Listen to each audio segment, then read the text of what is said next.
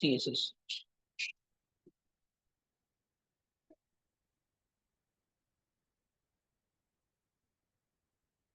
Criminology ऐसे subject है, आप देखेंगे कि बहुत सारे लोगों ने रखा है इसको, और अभी आने वाले एग्जाम में भी एक बड़ी तादाद इसको रखती है। इसका पेपर पैटर्न कैसा होता है जरा देखते हैं। MCQs 20 नंबर के आते हैं।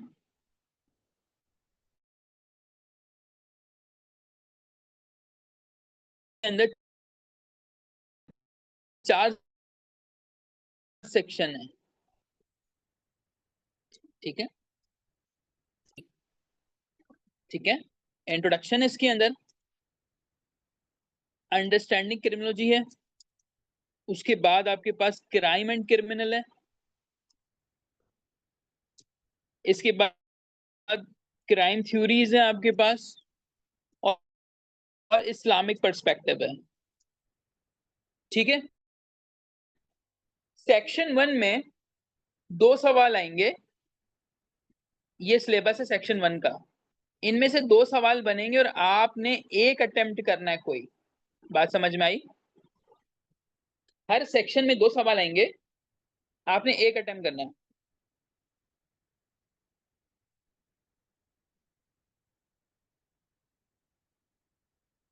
क्रिमिनोलॉजी का जो पेपर है इसलिए भी आसान है। मिसाल के तौर पे एक सेक्शन आपको अच्छा नहीं आता, 3 सेक्शन है आपके पास, उसमें से एक एक सवाल आपने कर लिया, इसमें आपने थोड़ा बहुत कुछ जोड़ तोड़ के बना लिया, तो भी 4 सवाल हो गए। यानी आप इसमें सिलेक्टेड स्टडी कर सकते हो। इसी तरह से सेक्शन 2 है, आए जरा देखते हैं कि सेक्शन 2 में क्या क्या चीजें मौजूद है।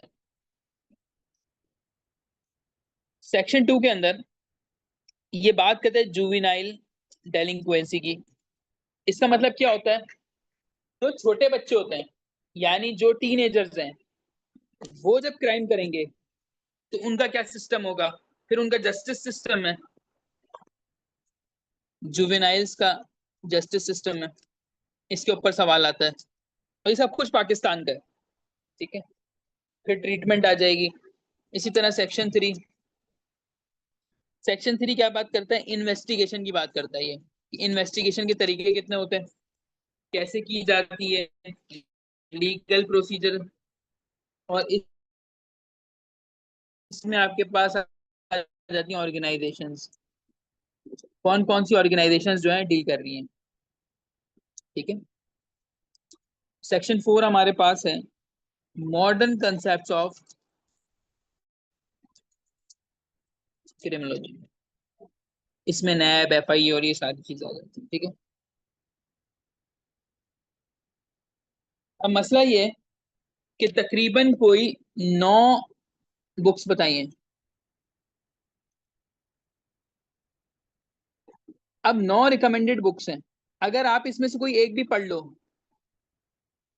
आपको समझ कुछ भी नहीं आएगा। तो रीजन क्या है? ये सब्जेक्ट न्यू है आपके लिए। आपको क्राइम, क्रिमिनल सिर्फ ये पता है, इसके आगे आपको कुछ भी नहीं पता, ठीक है। तो आपको इसमें मार्क्स कैसे गेन करने हैं? आप जाओगे नोट्स पे, आप ये मत करना कि मैं बुक पढूं, मैं चीजों को समझने की कोशिश करूं, नहीं। आपने बने बनाए नोट्स की तरफ जाना है, उसमें से रीड करना है और उसको प्लस माइनस करना है, याद रखिएगा। अगर आप अपनी तरफ से कुछ कोशिश करते हैं, क्योंकि देखिए टेक्निकल सब्जेक्ट है, इसकी जो टर्म्स है वो नहीं समझ में आएंगी, और इतना टाइम है नहीं आपके पास, ठीक है।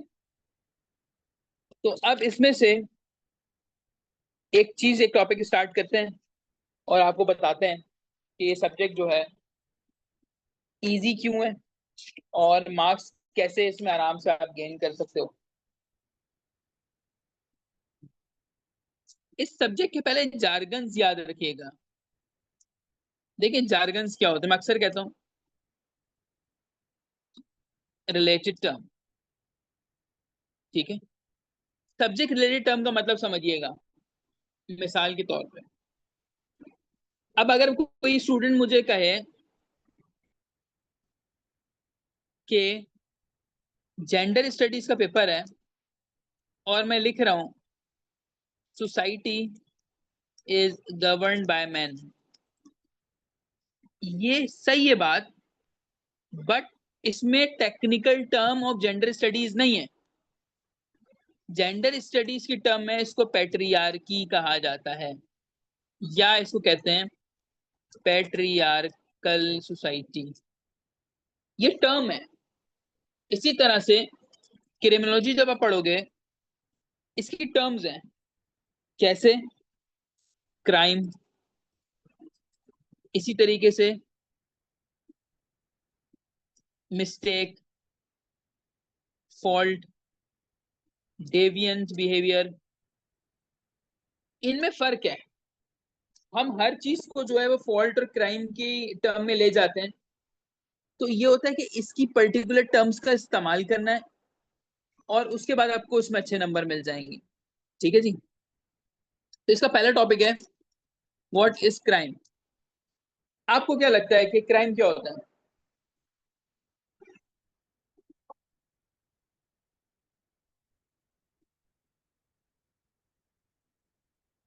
जी।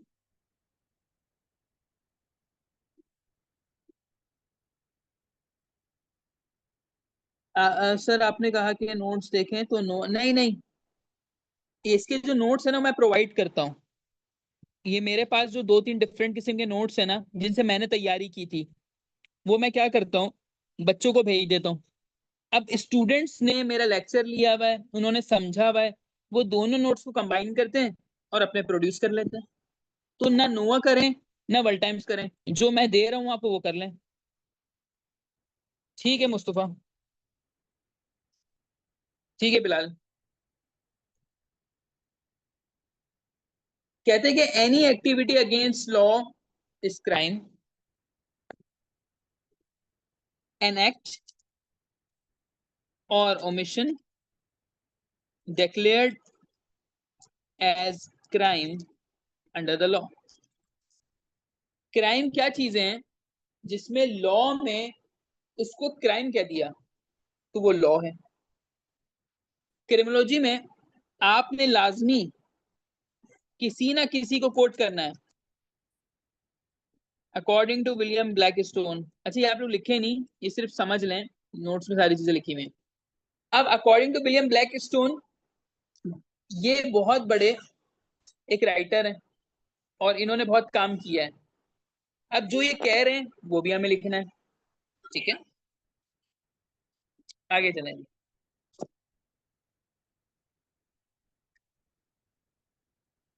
इसके अंदर हम क्या क्या पढ़ते हैं?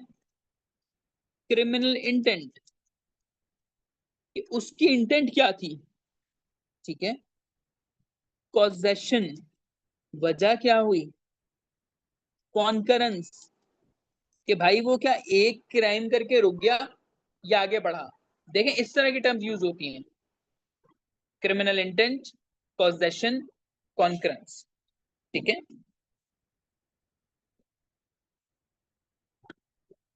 अच्छा इसमें नेक्स्ट है आपके पास अंडरस्टैंडिंग क्रिमिनोलॉजी। इसमें हम पढ़ते क्या है, ये जो टर्म है हमारे पास,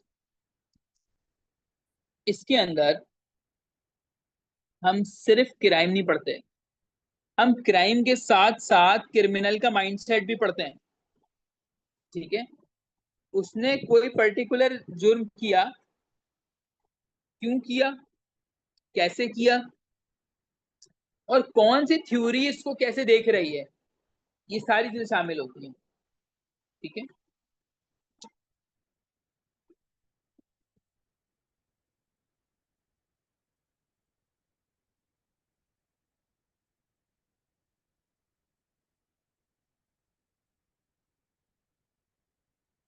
अच्छा जनाब,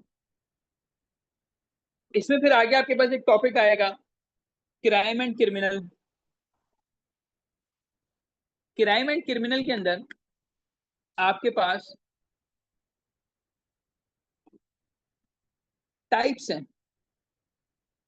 ठीक है, अभी हम उन टाइप्स को भी देखेंगे। कि वो कौन सी टाइप्स हैं। अच्छा मेरी स्क्रीन यहाँ पे रुक गई है। देखें, नंबर वन होता है ओकेजनल क्रिमिनल। ठीक है, ओकेजनल क्या होता है? ओकेजनल क्रिमिनल वो होता है जिसे कोई अपॉर्चुनिटी मिलती है वो अवेल कर लेता है। ठीक है, मिसाल के तौर पे हम सब ना कहीं ओकेजनल क्रिमिनल हैं। कैसे?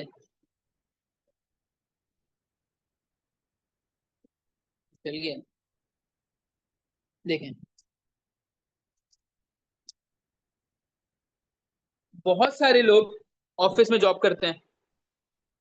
अब आपने क्या किया, एक दिन बॉस जो है वो चले गए, A4 पेपर रखे हुए थे, आपने 4-5 A4 पेपर उठाए, आपने कहा कि चलो यार सर हमजा की क्लास के नोट्स बना लेंगे।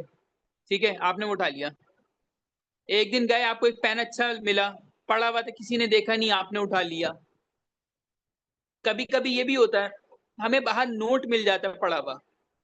ठीक है, जैसे 50 का, 20 का, 10 का, 100 का पड़ा हुआ मिल गया। अब पहले आपने इधर उधर देखा, कोई था नहीं, आपने उसको उठा लिया। बात समझ में आई? आप अंदर से क्रिमिनल नहीं हो, बट जब मौका मिला, जब एक्सटर्नल कंडीशंस आपके लिए क्रिएट हुई, तो आपने क्या किया, आपने क्राइम कर दिया। बात समझ में आ रही है बेटा?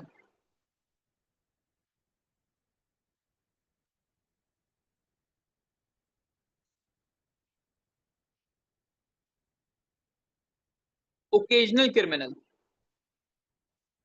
अब आप अपने इर्द गिर्द देखना, बहुत सारे लोग हैं जो ओकेजनल क्राइम करते हैं। ठीक है, अच्छा उसके बाद आपके पास टाइप है हैबिचुअल क्रिमिनल।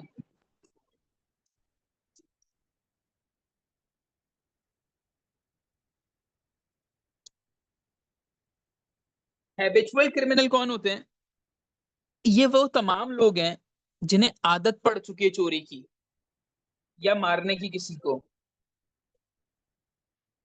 और ये पहले न्यूमरस क्राइम कर चुके हैं। अब हैबिचुअल जो है वो क्या करेगा, उसे मुश्किल हो या आसान हो वो चोरी करेगा। वंस आपकी हैबिट डेवलप हो गई रोजाना A4 पेपर चोरी करने की, अब आप एक हैबिचुअल क्रिमिनल हो। अब आप ताक में बैठे रहोगे कि मुझे चोरी करना ही है। ठीक है, इसके बाद है प्रोफेशनल क्रिमिनल।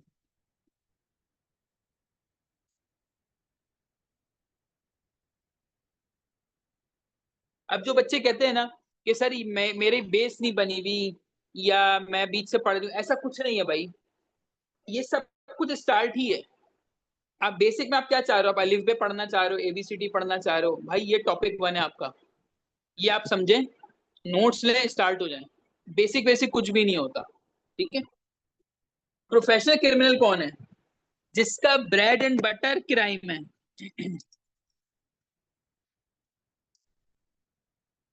एक ऐसा शख्स है जिसका घर ही चोरी पे चल रहा है, मोबाइल छीन लिया, पर्स छीन लिया, कोई डकैती कर दी। These are called professional criminal. ठीक है, और लास्ट आपके पास है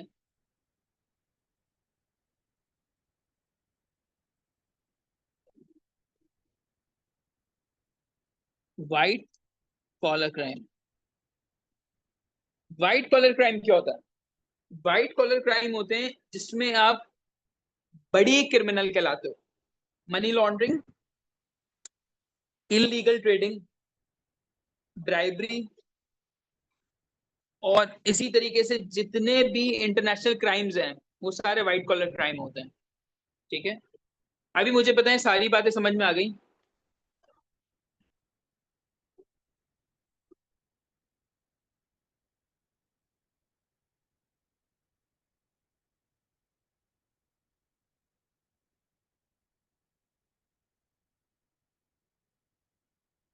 इसमें अभी तक कुछ मुश्किल नहीं था। अच्छा ये क्या है, नोट्स लेने के बाद क्लास लेना भी तो, पहले क्लास होती है, फिर नोट्स देंगे, फिर आप लिखोगे, इवैल्यूएशन हो जाएगी जैनब। सेशन यही स्टार्ट है ना, ये चल ही तो रहा है आपके सामने, आप जस्ट इनरोल हो जाएं और ये चलता रहेगा। सर मोबाइल स्नैचिंग है हैबिचुअल क्रिमिनल में ये डिपेंड करता है। अगर वो शख्स सिर्फ चोरी ही कर रहा है तो वो प्रोफेशनल क्रिमिनल है वो। अच्छा, इसमें कुछ लोग ओकेशनल भी हैं। अब जिसको जॉब से निकाल दिया, घर में खाने को नहीं है, तो वो क्या करेगा, ये कहते हैं यार एक मोबाइल छीन लूं मैं बस ताकि मेरा गुजारा हो जाएगा, वो ओकेजनल बन जाएगा। क्योंकि अभी मौसम ऐसा है, हर कोई क्राइम कर रहा है। हाँ, ये कि हैबिचुअल इसमें अलग होगा। ये पता है कैसे पता चलता है? जब हम उसे पकड़ेंगे ना, उसकी हिस्ट्री निकालेंगे, फिर पता चलेगा कि कुछ लोग क्राइम क्यों कर रहे हैं। बात समझ में आई?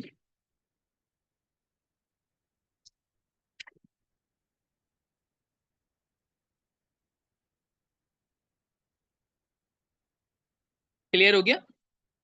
अरे ये छोटी छोटी टर्म्स है सिर्फ, अभी आप जब नोट्स में पढ़ोगे तो आपको समझ में आ जाएगा सब। इसके बाद है थ्योरीज। ये बड़ी मजेदार चीज है। अच्छा, थ्योरी क्या कहती है? एक है बायोलॉजिकल थ्योरी। अच्छा, बायोलॉजिकल थ्योरी ये कहती है कि क्रिमिनल्स जो है ना, उनकी कुछ ट्रेड्स होती हैं, कुछ फिजिकल ट्रेड्स हैं। मिसाल के तौर पे बायोलॉजी कहती है कि लार्ज लिप्स होंगे जो क्रिमिनल है, ट्विस्टेड नोज होगी, इसी तरीके से लार्ज जॉ, लार्ज चिन, ठीक है। इसके अलावा मंकी लाइक ईयर्स। ये बायोलॉजिकल थ्योरी है। जब आपने पकड़ लिया क्रिमिनल्स को, ठीक है, उसके बाद आप क्या करते हो? आप एक टेस्ट परफॉर्म करते हो। मिसाल के तौर पे आपने 10 क्रिमिनल पकड़े। अब 10 के 10 की बॉडी देख रहे हो आप। आपने देखा कि यार इसमें से 6 लोगों के ना होंठ बड़े बड़े, नाक थोड़ी ट्विस्टेड है, जबड़े थोड़े बड़े हैं, कान बड़े बड़े इनके, कद भी इनके ज्यादा है, बॉडी भी इनकी अच्छी है। तो आप क्या करते हो? आप बोलते हो कि बायोलॉजी ये कहती है कि ये क्रिमिनल है। अब बायोलॉजिकल थ्योरी में सबसे बड़ा नाम आता है लम्ब्रोसो का, सिजारे लम्ब्रोसो। ठीक है, ये इनका नाम है। ये थ्योरी इन्होंने दी थी कि क्रिमिनल का ना एक पर्टिकुलर बॉडी स्ट्रक्चर होता है। तो व्हाट डू यू थिंक, ये सही है या गलत है? आपको क्या लगता है, इनकी ये थ्योरी सही है?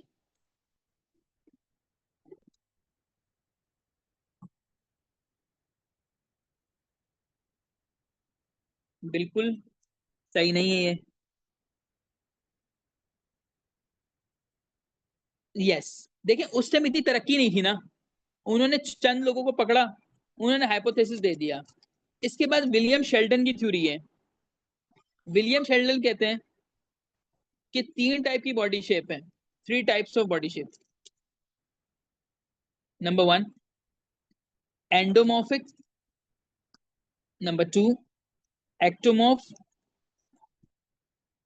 और नंबर 3 मीजोमॉर्फिक। ठीक है। एंडोमॉर्फिक क्या होते हैं? Fat and soft. कुछ ऐसे लोगों को आपने देखा होगा, थोड़े से बल्की होते हैं और सुस्त होते हैं। ठीक है। एक्टोमॉर्फ होते हैं थिन एंड फ्रेजाइल, मतलब पतले कमजोर से होंगे और नाजुक से होंगे। और मीजोमॉर्फ होते हैं मस्क्यूलर एंड हार्ड। ये इन्होंने ह्यूमन बॉडी को 3 हिस्सों में तोड़ा।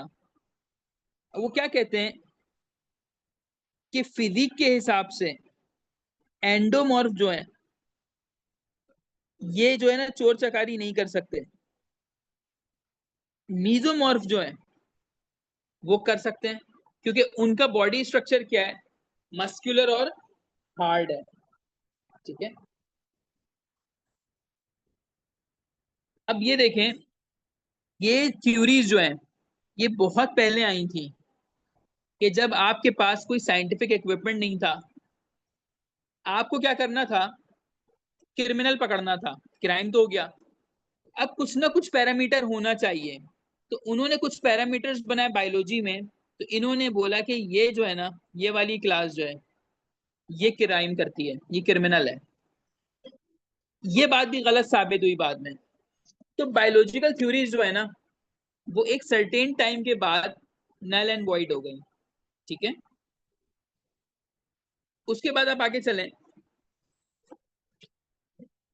उसके बाद आई आपके पास साइकोलॉजिकल थ्योरी। साइकी जहां पर आ जाए, उसका रिलेशन दिमाग से होता है। ठीक है, ये क्या कहता है कि criminal behaviour is linked with outcome of individual factors. अच्छा, ये थोड़ी काम की थ्योरी है साइकोलॉजिकल। वो ये कहता है साइकोलॉजिकल डेवलपमेंट फेलियर। एक शख्स जो है वो क्रिमिनल बनता है। कैसे बनता है? अपने घर के माहौल को देख के। ठीक है, वो ये देख रहा है कि जब पैसे नहीं है तो बाप आके उसको मार रहा है, पैसे नहीं है तो बाप घर में चोरी कर रहा है, जो शराबी होते हैं जुआ खेल रहे हैं। वो अपने घर के हालात को देख के क्रिमिनल बना। Number 2, violence and aggression. ये जो बच्चे आपको रोड पे नजर आते हैं ना, ये जो फूल बेच रहे हैं, ये जो बच्चे नंगे पांव घूम रहे होते हैं, हम जो कहते हैं फकीरों के बच्चे, ये बच्चे जो है ना, ये बहुत एग्रेसिव होते हैं। जब पुलिस वाले इनको मारते हैं ना, इनके दिल में ना एक लड़ाई की डेवलपमेंट शुरू हो जाती है। ये कहते हैं कि अब हम इनसे लड़ेंगे। उस लड़ने के लिए उन्हें असलहा चाहिए। असलहा लेते हैं बाय इलीगल मींस, फिर वो उसको चलाते हैं। तो ये देखें, इसी तरह से मेंटल डिसऑर्डर्स। कोई शख्स है वो नशा कर रहा है, या उसके साथ पास्ट में ऐसा एक्सपीरियंस हुआ कि वो मेंटली डिस्टर्ब हो गया, तो वो क्राइम करता है। समझ में आया साइकोलॉजिकल पार्ट?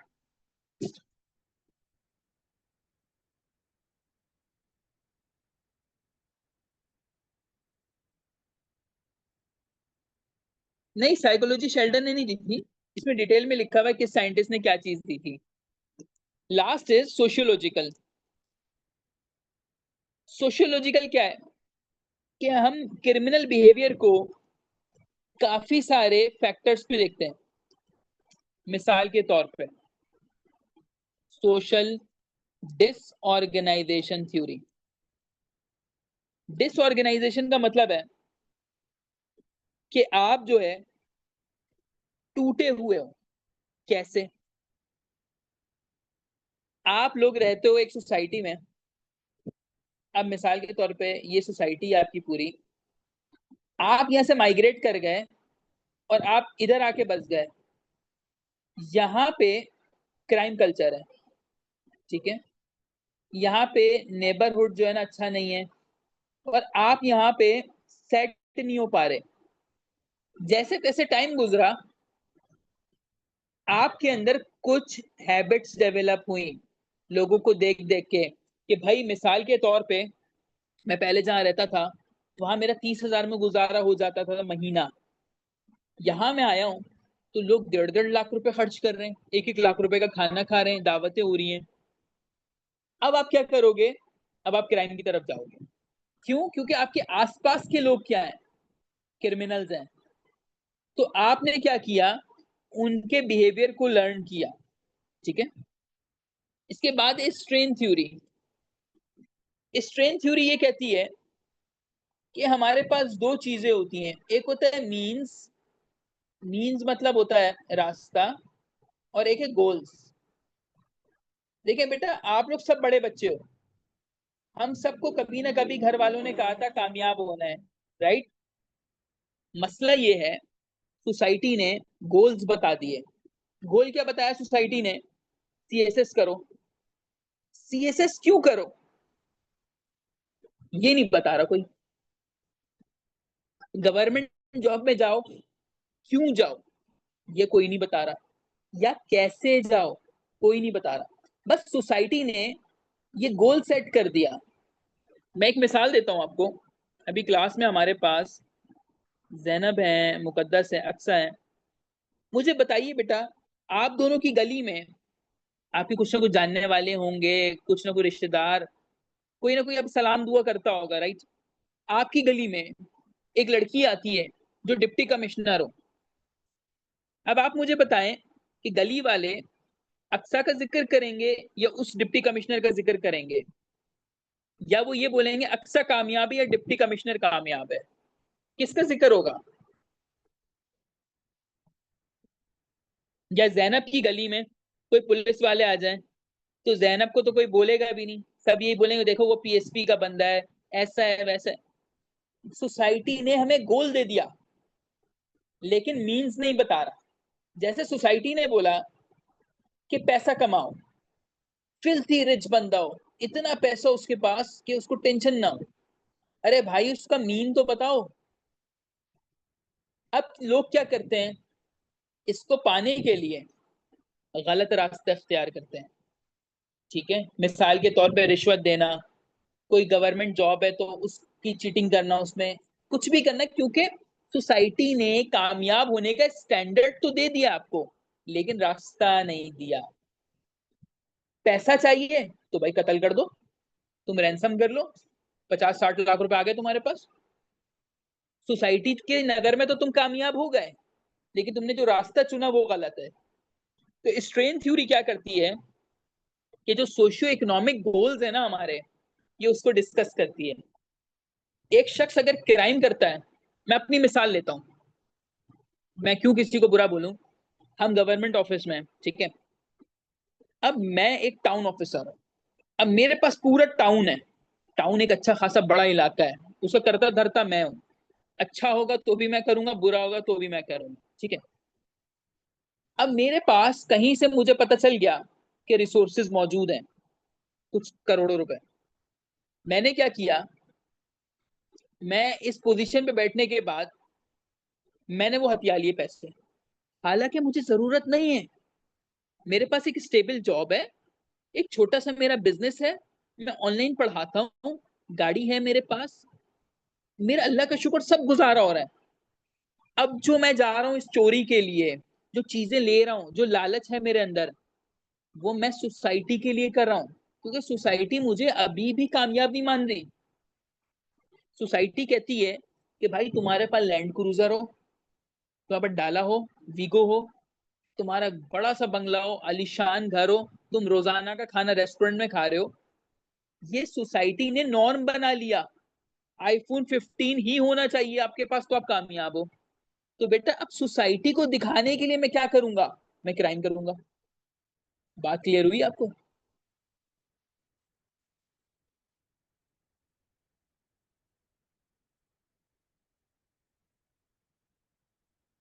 नेक्स्ट है आपके पास social control theory. Social control का क्या मतलब है कि जो क्रिमिनल है वो किससे इफेक्ट होता है, इर्द गिर्द के माहौल से, बॉन्डिंग से। मिसाल के तौर पे आप में से, मैं एक जॉब कर रहा हूँ, हमजा साहब एक जॉब कर रहे हैं, मेरे कुछ कलीग्स हैं, ठीक है बेटा, और मेरे साथ जो है, इसमें से कोई एक बच्चा उठा लेते हैं, इफ्रा है हमारे साथ। इफ्रा भी मेरे साथ जॉब कर रही है, ठीक है। इफ्रा और मैं एक ही जगह जॉब करते हैं और हमारे साथ 3-4 लोग और हैं, ग्रुप है। वन डे इफ्रा ने मुझे कहा कि सर मुझे जो है ना 50,000 की जरूरत है।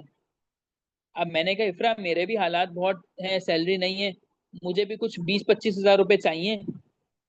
हमारी बातें कोई तीसरा सुन रहा था, उसने ये कहा कि यार देखो, मैं ऐसा काम करता हूँ, मैं बैट करता हूँ, बैटिंग करता हूँ, उसमें क्या होगा कि एक झटके में तुम्हारी जरूरियात पूरी हो जाएंगी। अच्छा जी, हमने उसकी बातों को इग्नोर किया, हम आगे चले। मुझे मेरा कजन मिला, उसने कहा कि क्रिप्टो है, क्रिप्टो में इन्वेस्ट कर दो, पैसा बन जाएगा। मैंने उसकी बात नहीं सुनी, मैं और आगे चला गया। मैंने देखा गली मोहल्ले के लड़के जो है वो ताश खेल रहे हैं और ताश पे बैटिंग कर रहे हैं।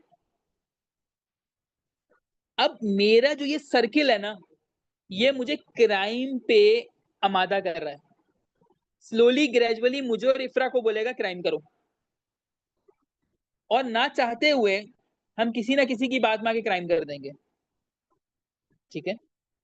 या अगर बहुत करीब रिलेशन है कि वालिद साहब जो हैं वो हैबिचुअल क्रिमिनल है, छोटी छोटी चीजें उठा ली, किसी की मोटर चोरी कर ली, किसी का पंखा निकाल लिया, और रोजाना के 1000-500 की चोरी चल रही है उनकी। उनको देख के मैं बड़ा हुआ, मैंने चोरी शुरू कर दी। सही है? या किसी की अम्मी, किसी के घर में मासी हैं, काम करती हैं, वो कभी खाना चुरा के ला रही हैं, कभी उनके घर से पैसे चुरा के ला रही हैं, तो बच्चा वो देख के सीखता है। This is called social control theory. ठीक है। Last is learning theory. Learning theory क्या है? लर्निंग थ्योरी ये कहती है कि हम खुद से चीजें सीखते हैं। कैसे? एक बड़ा मशहूर ड्रामा आता है, सीआईडी, देखा होगा आपने, एसीपी प्रद्युमन वाला। ठीक है। दूसरा आता है क्राइम पेट्रोल।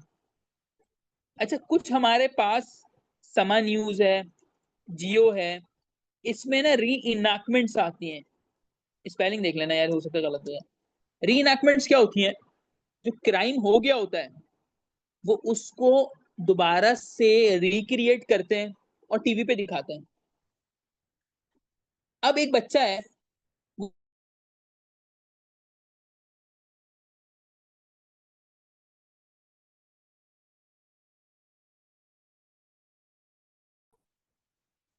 तो यहां से भी वो सीखता है। सीआईडी देख लिया, क्राइम पेट्रोल देख लिया, समा में देख लिया, उसको नजर आ गया कि चीटिंग करते कैसे, क्राइम होता कैसे। उसको कोई सिखाने वाला नहीं था, उसको सोशल मीडिया ने सिखाया। अब वो ये देख रहा है कि एक शख्स है, वो एक पिस्टल खरीदता है, वो किसी के पास भी जाता है, पिस्टल दिखाता है, पैसे लेकर आ जाता है। किसी भी मूवी को आप देखें, उसमें जो डॉन है वो क्या करता है? डॉन के पास कुछ भी नहीं होता। गली का जो बदमाश है, क्या होता है उसके पास? एक 9mm पिस्टल है, एक पिस्टल ले लो आप हाथ में, जो चाहे करो। ये चीज बच्चा सीखता है। जब बच्चा सीख लेता है, उसको अप्लाई कर लेता है। सही है? ये जो आज हमने देखा है ना, ये आपका क्रिमिनोलॉजी का सेक्शन 1 है। सेक्शन 1 में सवाल कैसे आते हैं? सेक्शन 1 में सवाल इस तरीके के आते हैं हमारे पास कि डिफाइन कीजिए क्रिमिनोलॉजी क्या है, और क्राइम की डेफिनेशन बताइए। इसी तरीके से सवाल पूछा जाएगा कि बायोलॉजी जो है, वो वाली जो थ्योरीज हैं, अब एप्लीकेबल क्यों नहीं है।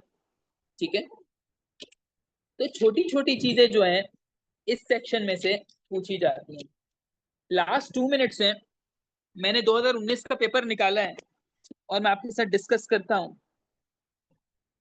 पहला सवाल है, discuss the fundamental postulate of Edmund Sutherland theory, differential association theory with examples.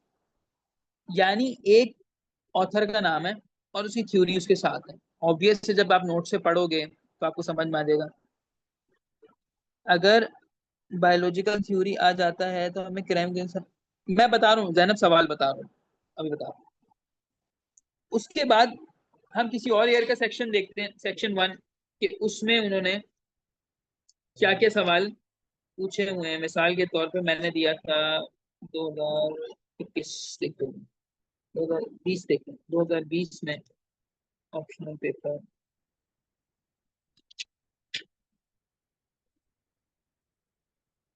अच्छा, मेरे पास असल में बुक है पूरी ना 5 पेपर की, थोड़ा सा उसमें ढूंढना पड़ता है। यस, जैन मैं लिख के देता हूँ। जी जी, सबका 6 पेजेस तक जाता है, सबका आंसर 6 पेजेस होता है। कोशिश होती है 6 पेजेस तक जाए, ना जाए तो 4 में खत्म कर दें, 5 में भी खत्म कर सकते हैं। जनाब, अच्छा जी, 2022 का पेपर है। What is the difference between crime, deviance, sin, vice? Do you believe that crime is one of the major social problems of Pakistan society? बहुत आसान है। क्या पूछ रहा है? क्राइम, डेवियंस, सिन और वाइस, ये अलग अलग क्राइम के तरीके, डेफिनेशंस हैं, इनमें डिफरेंस पूछ रहा है। और कहता है कि do you think that crime is the major social problem of Pakistan society? ठीक है। तो सेक्शन 1 का सवाल बेसिक होता है। Zainab what are your option, मैं बता रहा हूँ। अकबर थ्योरीज आती नहीं है, सवाल में थ्योरी अप्लाई करनी होती है, वो हम सीखेंगे। ठीक है, चले आज के लिए इसको इतना ही रखते हैं, और इसके मैं नोट्स आपको जो है ना ग्रुप में भिजवाता हूँ। ठीक है, आज के लिए इसको इतना ही रखेंगे। अल्लाह हाफिज।